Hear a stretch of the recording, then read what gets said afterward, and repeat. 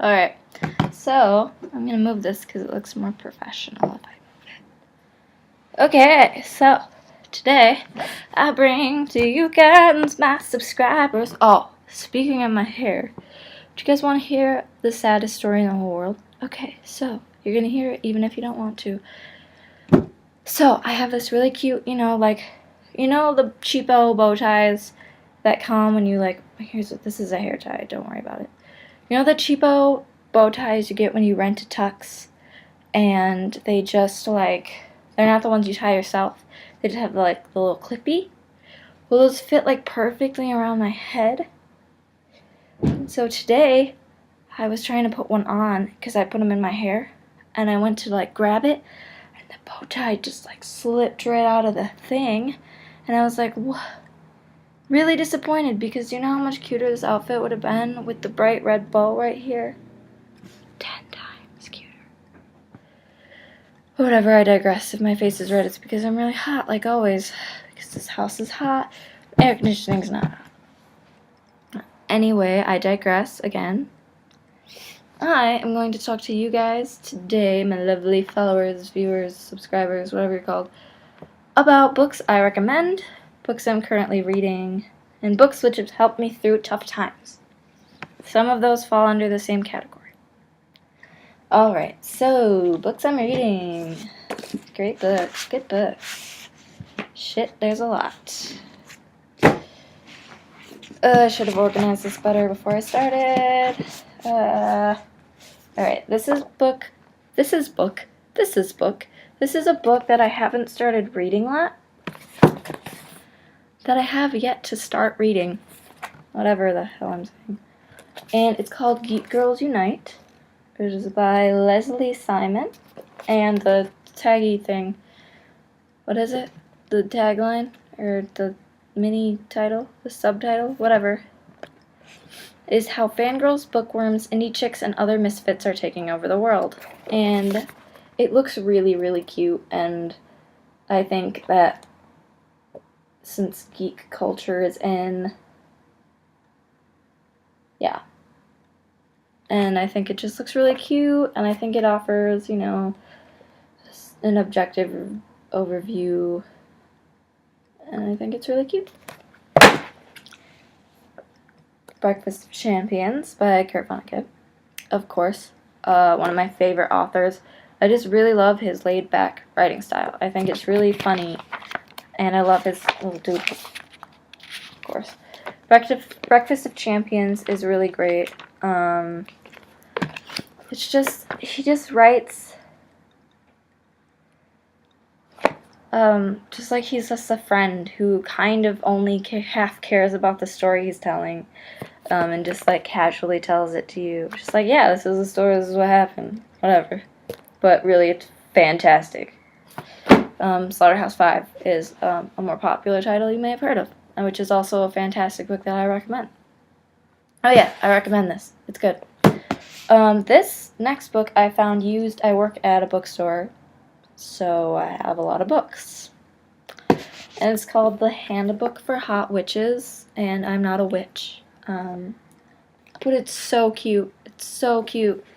It's got not only it's got cute doodles, and it's got not only witchy kind of stuff, but raw food recipes, little comics, organization, cute little stories. It's just really cute. It's a really cute thing. Banjo playing, belly dancing, all kinds of various kind of quirky things. I hate to use the word quirky, it's been exploited by Zooey Deschanel, but I digress. Okay, another book. I am finally getting around to reading Lolita by Nabokov. It's just something I've been really wanting to read, and I know that Lolita's frequently romanticized. If you think Lolita is a love story, read it again, because it's beautiful. It's beautiful in a creepy, sick, dark way. It's beautifully written. I just really like creepy things. I have two more that I'm reading. I know, it's a lot. How do I have time to read all these books? I don't. That's why it's taken me forever. I bought this book like 4 months ago. Also, this next one like 4 months ago. And the one before that like a year ago. No, it was like 8 months. Whatever. Next one is a Neil Gaiman book. It's called The Graveyard Book, and it's a very much less racist version of The Jungle Book. And it's really cute because it takes place in a graveyard. And what's cuter than that?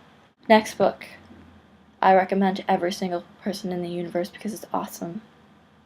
House of Leaves is the scariest book you'll ever... It's so scary. You're like, how can a book be scary? It's scary.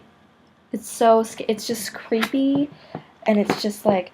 Things go from like normal with like footnotes to like this. To like... this. To like... things upside down on the page. It's crazy. And there's, here, let me show you like what, there's crazy pages like this. Like, how do you read this? And it's creepy as hell, and it's one of my favorite books, and I still haven't gotten through it. I've just gotten into like the creepy pages. It's just so good. It's so good. It's this guy's first book. It's this guy's first book, and it's incredible. It's House of Leaves by Mark Z. Danielewski, something German, something Polish. Alright, so books that have gotten me through tough times. One of the first books, this was a book I received as a Christmas present a very long time ago when I was going through puberty, and it's a really helpful book. My mom is a nurse practitioner, and she deals primarily in women's health, so she works at an exclusive office that deals specifically with women's issues. So not like regular physicals and checkups. But so my whole life we've been really open to, you know, female health and what the hell is this? My bangs? Yes it is. Sorry. We've been really into like, we have been very open with a house full of very strong-minded women, my mother and my 2 other sisters. We've just been very open about women's bodies, the way they function, you know, about periods and weird things and just like health issues in general. So this book helped me, even though I was very knowledgeable on the subject already. It's still embarrassing as a child to ask your mother, even who's a doctor, personal questions about your own health. So this was a really kind gift my sister got me, and it's called Body Drama. And it's really good. It's written by a former model who just understands that it's pretty taboo in society to ask about things like this, which I think is really weird, but we're really ashamed of our own bodies, and I think that's sad. But I know you can't read this because it's backwards unless you're awesome. It says real girls, real bodies, real issues, real answers. And it shows like pictures of real things. It's like there's different sections. Has like everything from, you know, like your toenails to body image to, you know, quote unquote down there is the title of the section. To like how to make an emergency pad. It's just really interesting. Hair, nails, mouth is a section. But they have like real pictures of things. There's a section where it's just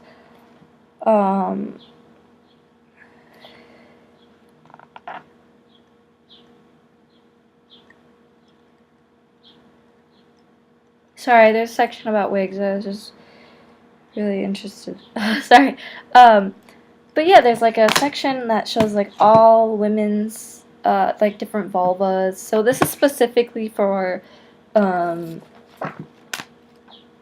mean, it talks specifically about women-born women.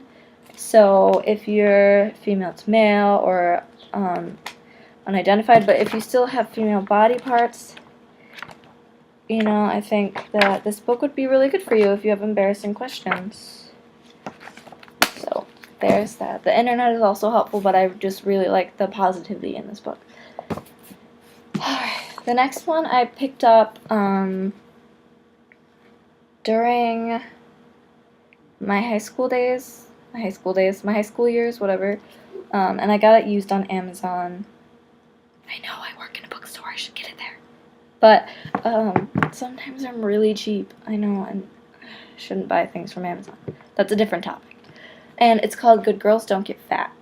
And it's, as one of my former naive teachers put it, a self-help book. It's not a self-help book. It's a really interesting look about how culture looks at females and weight loss and weight gain, and the tagline subtitle thing is how weight obsession is messing up our girls and how we can help them thrive despite it. And it's just really good because it talks about like what you can do as a mother to prevent things, as a friend, as a father, how all these different influences have a big influence, for lack of a better word, on young girls in American society. And it's just really, really good. It talks about people's personal experiences with eating disorders, with self-image issues.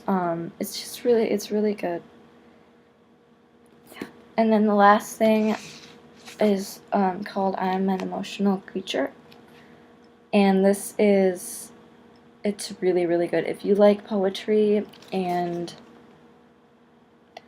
it's just so good. It's just about empowering women through poetry and talking about personal experiences and how it's just really interesting. You know, it's really good. It makes me cry every time I read it. It's just really, really deep stuff. But it made me feel so much better, like I'm not the only one feeling pain about things. And yeah, so those are my books right now. I'm trying to think of other things that I could recommend, but I know you guys probably won't buy books. There's plenty of internet sources, but I just think it's really important to read.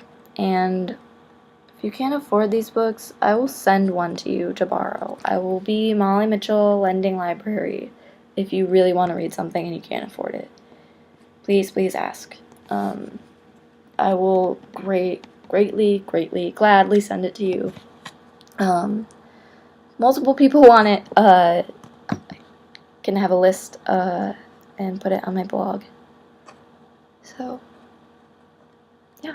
But those are the books I recommend for now. I'm sure you can get a lot of them digitally. I don't know. My girlfriend has a Kindle, but we don't really use it. So, I couldn't tell you about that. I could ask my sister. She does a lot of ebook stuff. I have a lot more interesting books. Blah, blah, blah, blah, blah, blah, blah, blah, blah, blah. Well, anyway, that is about all I have for you guys. Dancing with myself. Oh, oh, oh, oh.